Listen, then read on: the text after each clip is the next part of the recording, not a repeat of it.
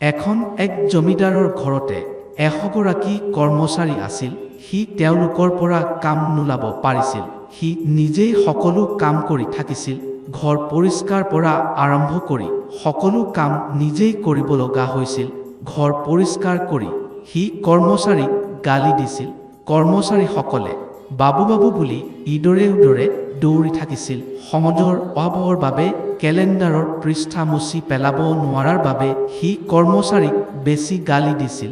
পৰৱৰ্তী দিনা দেখা গৈছিল যে কেলেণ্ডাৰত একো পৃষ্ঠা নাই। সকলোৰে ধাৰণা হৈছিল যে সি মোক বাছলাৰ পৰা শিকাইছে, সঠিকভাৱে কাম নকৰাৰ বাবে এনে হৈছে। সেইদিনাৰ বাবে আমাক আমাৰ হীৰাৰ পৰা নিয়ন্ত্ৰণ কৰিব লাগিব। নিয়ন্ত্ৰণ কৰিব নোৱাৰা পৰ্যন্ত কষ্ট ইয়াৰ বাবে অভ্যাসৰ প্ৰয়োজন। আমাক আমাৰ অন্তৰাত্মাক ইমান শক্তিশালী কৰিব লাগিব যে শুই উঠাৰ সময়ত প্ৰতিক্ষণ অভ্যাস চলি থাকে। যদি সকলো সঠিকভাৱে কাম কৰে তেন্তে মুকলি হ'ব, ফুলিবলৈ, গতিৰ সৈতে মিলিবলৈ আগবাঢ়ি যাব। 1 মিনিটত 7 লাখ জপ কৰিব লাগিব। 1 ছেকেণ্ডত 60 লাখ জপ কেনেকৈ হ'ব? কিন্তু তুমি জপ কৰিবলৈ যাওঁতে কিমান দিন লাগিব এই হিসাব কৰিব লাগিব। 1 2 3 4 ধীৰে ধীৰে ক'ব পাৰি, তাদুদিও ক'ব পাৰি। যি শিক্ষকসকল আছে সিহঁতে তাদুদি ক'ব পাৰে। যিমান বেছি তাদুদি ক'ব পাৰা তাতেই সুবিধা। সকলো গ্ৰন্থি কেনেকৈ পথ বনাই আগবাঢ়ি যাব।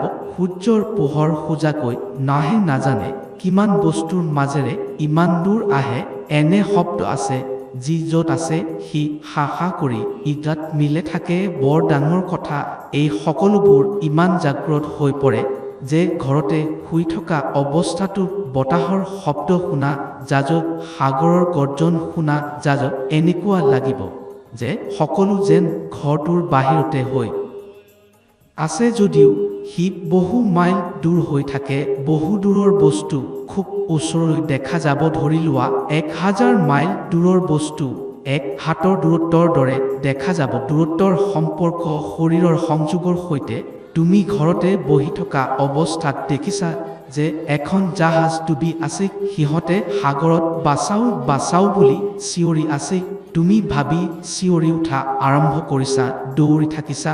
ঘৰতে থকা মানুহে ভাবিব যে তুমি পাগল হৈ পৰিছা, ধৰিবলৈ তোমাক শুই মাৰি দিব। তুমি ক'ব যে কিছু নহজ, কিন্তু কেউৱে শুনিব নোৱাৰে।